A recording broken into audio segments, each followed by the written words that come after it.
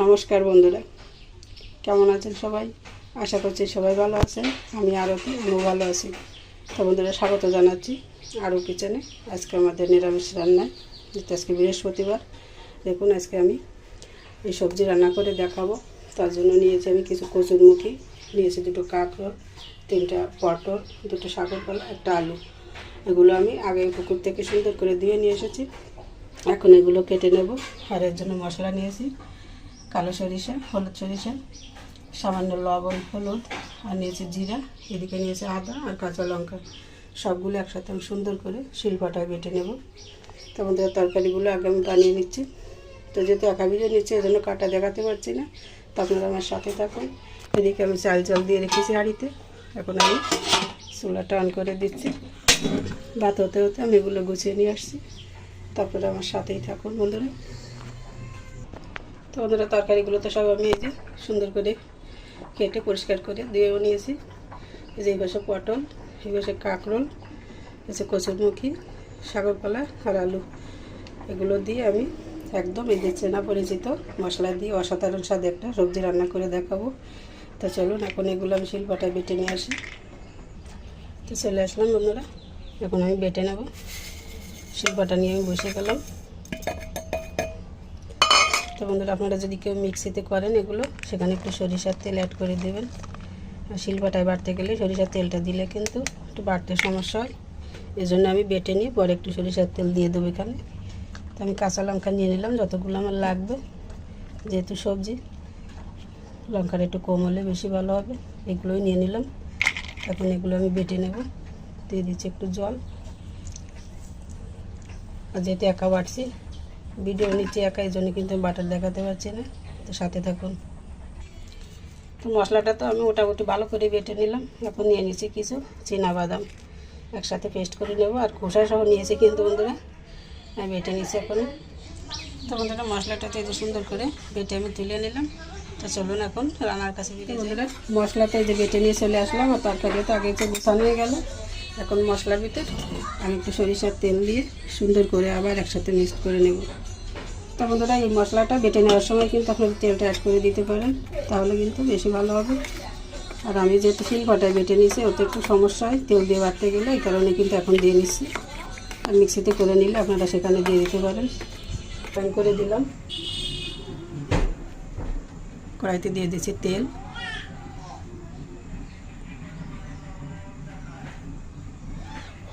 হয়ে গেছে, আমি এখন তরকারিগুলো আগে ভেজে নিয়ে দেবো। তা নিয়ে নিচ্ছি আলুগুলো। দাঁতে তরকারিগুলো দিয়ে সবগুলো ভেজে নেব। তো মশলা দিয়ে আজকে আমার শুরু হয়ে গেছে দুষ্টমি বন্ধুরা। এই যে আমার সাথে ক্যামেরাম্যান আছে, সেটা কি আলুগুলো একটু হালকা লালচে করে ভেজে নিলাম। এখন দিয়ে দিচ্ছি কাঁকরোল, পটল, আবার ভালো করে ভেজে নেব।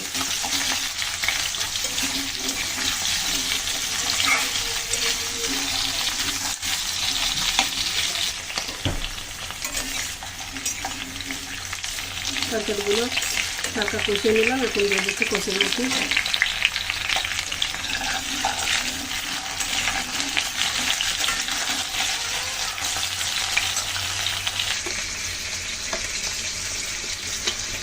সরিষার তেল দিয়ে মশলাটা সুন্দর করে মিশিয়ে নিলাম। এখন আমি তরকারিতে যতটা লবণ নেব দিয়ে দিচ্ছি, সেটা পরিমাণ মতো মশলার ভিতরে দিয়ে দিচ্ছি 1 চামচ হলুদ, জল। আস্তে আস্তে আমি মশলাটা রেডি করে রাখছি, সব কিছু গুলিয়ে নিই।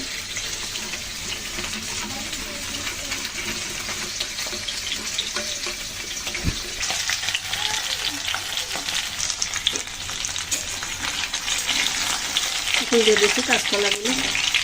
কাঁচকলা না, সরি, এটা হচ্ছে শাকরকলা। সামান্য একটু হলুদ দিয়ে দিলাম।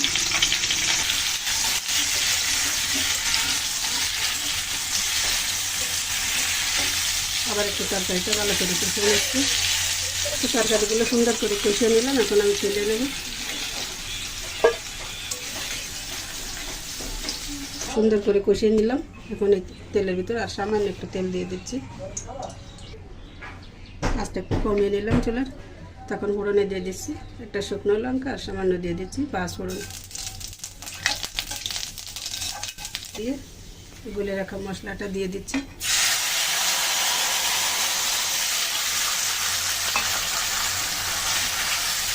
সামান্য সময় ধরে মশলাটা একটু কষিয়ে নেবে, অনেকক্ষণ কষানো যাবে না, যেহেতু সরিষা দেওয়া তাহলে তিতে দেওয়ার ভয় থাকবে।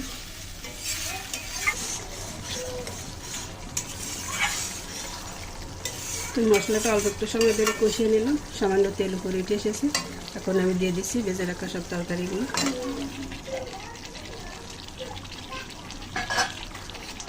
এই পদ্ধতিতে নিরামিষ আপনারা একবার বাসায় রান্না করে দেখুন। বাসায় যদি শ্বশুর আপনাদের থাকে তাহলে কিন্তু বলবে অবশ্যই এ কথা যে বৌমা কী রান্না করেছো, দাও তো রাখি। কিন্তু দুর্ভাগ্য আমার এই জন্মে সেই সৌভাগ্য হলো না, একটা ভালো মানুষই হতে পারলাম না। আর বাদ বাকি পরিচয়টা আমি আর কি দেব। সবার আগে আমি মনে করি সব থেকে বেশি প্রয়োজন একজনের ভালো মানুষ হওয়া, কিন্তু ভালো মানুষই হতে পারলাম না। তাই মনের কষ্ট মনে থেকে গেল। তা আপনারা চাইলে কিন্তু বাসায় এইভাবে একবার রেসিপিটা করে দেখতে পারেন। ছোটো থেকে বড় সবাই কিন্তু একদম আঙুল চেটে পুটেই খাবে, এ কথা কিন্তু একদম নিশ্চিত করে বলা যায়। সবজিটা কিন্তু দারুণভাবে আমি কষিয়ে নিলাম, তেল উপরে উঠে এসেছে। এখন দিয়ে দিচ্ছি জল।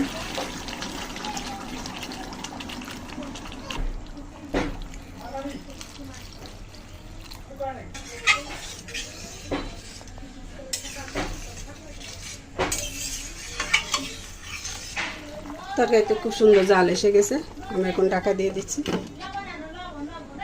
তুলে নিচ্ছি অনেকক্ষণ পর।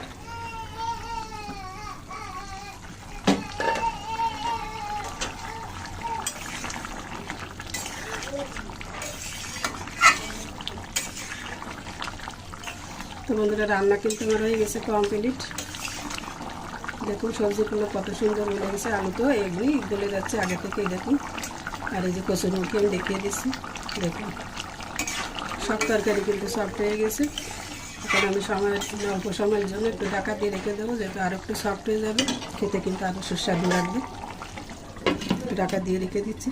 এটা হতে হতে আমি যে কিছু কচুরমুখী বাতে দিয়েছিলাম সেটা মাখিয়ে নেব, যেহেতু আজকে আমাদের নিরামিষ খাবার, এর জন্য একটু কচুরমুখীও বাতে দিয়েছি সাথে। তো বন্ধুরা একটা কথা বলবো কি, যে অনেকে আছে কিন্তু আপনাদেরকে বিনা কারণে দোষারোপ করবে, মিথ্যা অপবাদ দিবে, কিন্তু এতে কিন্তু ভয় পাবেন না। কষ্ট আসবে জীবনে, সেই কষ্টের জন্য কিন্তু একদম ঘাবড়াবেন না। কষ্ট কিন্তু ঈশ্বরের একটা পরীক্ষা, ওটা মনে রাখবেন। এমন একটা সময় আসবে যারা আপনাকে ত্যাগ করেছে তারাই আপনার জন্য আফসোস করবে যে কেন আমি তাকে ত্যাগ করলাম, কিভাবে তার কাছে ফিরে যাই। আর হ্যাঁ, এটা অবশ্যই হবে, সেদিন কিন্তু আর বেশি দূরে নয়। অপেক্ষা করুন, just wait for a little, দেখতে পাবেন সময়ের খেলা। ঈশ্বর কাকে দিয়ে কী করাতে পারে কখন, সময় এলে সবাই বুঝে নেবে। তো আমি এখন নিয়ে নিচ্ছি শুকনো লঙ্কা, আর যেহেতু এটা কচুরমুখী জালটা কিন্তু একটু বেশি নেব। নিচ্ছি লবণ পরিমাণ মতো। তো বন্ধুরা যে কোনো ভর্তা বা মাখাতে লবণ আর মরিচটা যদি ঠিকমতো আপনারা দিতে পারেন, খাবার সেই মাখাটা কিন্তু দারুণ হয়ে যাবে খেতে। আমি সামান্য একটু লবণ নিলাম। এখন লঙ্কাগুলো ভালো করে ভেঙে নিচ্ছি। তো বন্ধুরা আমরা যেহেতু নিরামিষের জন্য এটা করছি পেঁয়াজ রসুন ছাড়া, আপনারা চাইলে কিন্তু এখানে সেটা অ্যাড করতে পারেন বা অন্য কোনো মাছও দিতে পারেন, তাহলে কিন্তু খেতে কিন্তু আমাদের কাছে সেটা আরও বেশি দুর্দান্ত লাগবে। আর এটাই কিন্তু আমাদের কাছে যথেষ্ট ভালো লাগে। আমি গতকালকেও করেছিলাম ভর্তাটা, আজকে আবার করে নিচ্ছি, এত ভালো লাগে। তো মরিচটা তো ভালো করে যে ভেঙে নিলাম, এখন দিয়ে দিচ্ছি সরিষার তেল। তেলটা দিও আর মরিচ দিয়ে সুন্দর করে আমি আবার মাখিয়ে নেব।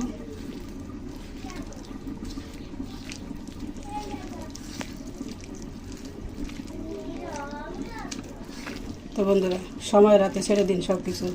যখন দেখবেন মিথ্যার দাড়িপাল্লা ভার হয়ে গেছে বা শক্তির কাছে হেরে যাচ্ছে, নিজেকে গুটিয়ে নিয়ে আসুন। হয়তো অনেকে মনে করবো হেরে গেছে, ওই হেরে গেলেন না, আপনি জিতে গেলেন। তাই সময়ের কাছে, সময় মানে কি বাতাসের কাছে ছেড়ে দিন। বাতাসই আপনাকে সঠিক সময় সঠিক জবাব দিয়ে দেবে, আর আপনি কিন্তু সঠিক বিচারও পেয়ে যাবেন। শুধু অপেক্ষা একটু সময়ের।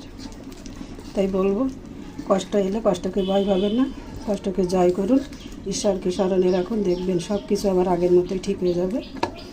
মাঝখানে পড়ে হয় কি একটু কথা শোনা লাগে মানুষের, বাজে কথায় কান দেওয়া যাবে না, এটাই কিন্তু আসল।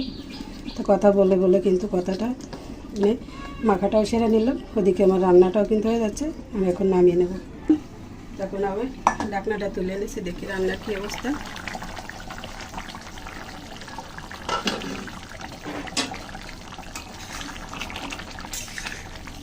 আমাদের বিভিন্ন রকম সবজি দিয়ে আর এই চেনা পরিচিত মশলা দিয়ে কিন্তু হয়ে গেল দারুণ সুস্বাদু একটি সবজি। তো বন্ধুরা, ভালো লাগলে চ্যানেলটিকে সাবস্ক্রাইব করবেন। ফেসবুক থেকে যারা দেখবেন তারা ফলো দিয়ে আমার সাথে থেকে এভাবে আমাদের নিত্য নৈমিত্তিক রান্নাগুলো দেখতে থাকবেন আর আমাদেরকে সামনের দিকে এগিয়ে নিয়ে যাবেন, সেই আশা রেখে এখনকার মতো রান্নাটি হয়ে গেল। তবে আমি নিচে করি।